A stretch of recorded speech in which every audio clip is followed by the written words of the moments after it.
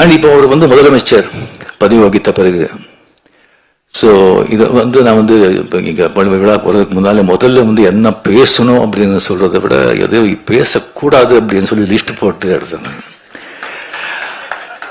ஏவவேலு அவர்கள் முதலே சொன்னாங்க, இது அரசியல்லே கிடையாதுங்க, அரசியல் பற்ற சம்பந்தமே கிடையாது, நீங்க இது மாதிரி கூப்பிட்டுருக்கோம், நீங்க இது பண்ணணும் அப்படின்னு சொன்னாங்க. ஸோ கலைஞர் சார் அப்படின்னு சொல்லி வரும்போது கம்ப்ளீட் சினிமா, இலக்கியம், அரசியல், இந்த 3 தான். எனக்கு சினிமா பத்தி அவரை பத்தி தெரியும், அதை பத்தி நான் நிறைய பேசியிருக்கேன். இலக்கியத்தை பத்தி அவருக்கு எனக்கு சரியா அவ்வளவு தெரியல. அவருடைய இலக்கியங்கள், அவருடைய கவிதைகள், அவருடைய கதைகள் ஜாஸ்தி தான் படிச்சதில்லை. இவரோட அரசியல் தான் அது. இவங்க பேசினா ரொம்ப ஜாகிரதையா பேசணும். இங்க நம்ம மதிப்புக்குரிய நண்பர் ஸ்டாலின் சார் அவர்கள் முதலமைச்சரான பிறகு அவர் சந்திச்ச எல்லா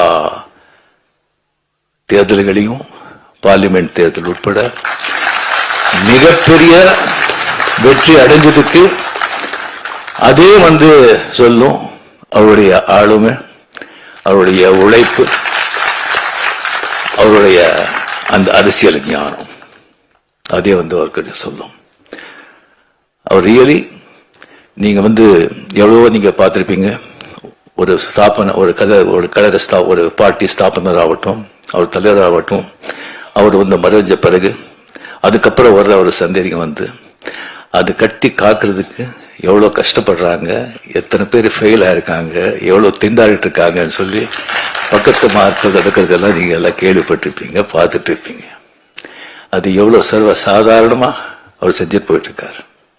அதுக்கு மேல எனக்கு ரொம்ப ஆச்சரியமான விஷயம், பிரமிப்பு போறது அப்படின்னு சொன்னா, எப்பவுமே இந்த ஸ்கூல் டீச்சர் வரும்போது ஸ்கூல் டீச்சருக்கு இந்த நியூ ஸ்டூடெண்ட்ஸுங்க ப்ராப்ளமே கிடையாது, ஈஸியா சமாளிச்சிடுவாங்க. இந்த பழைய ஸ்டூடெண்ட்ஸுங்க இருக்க பாருங்க, அவங்கள சமாளிக்கிறது சாதாரண விஷயம் இல்லை. இங்க ஏகப்பட்ட பழைய ஸ்டூடெண்ட்ஸ், நான் அங்க பார்த்து சொல்றேன், ஏகப்பட்ட பழைய ஸ்டூடெண்ட்ஸ், அது சாதாரணமான பழைய ஸ்டூடெண்ட்ஸ் இல்லை,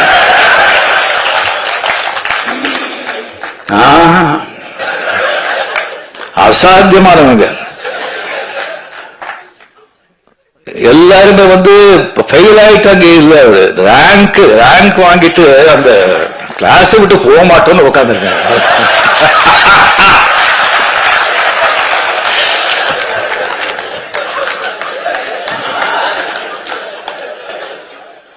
கலைஞர் தம்பி சின்ன வயசுல இருந்து பார்த்து இருக்கவங்க அவங்களெல்லாம் சமாளிக்கிறது சாதாரணங்க, ஒருத்தர் துரைமுருகன் சொல்லி ஒருத்தர் இருக்காரு, கலைஞர் கண்ணிலேயே மறுலிட்டு ஆட்டினவர் அவரு.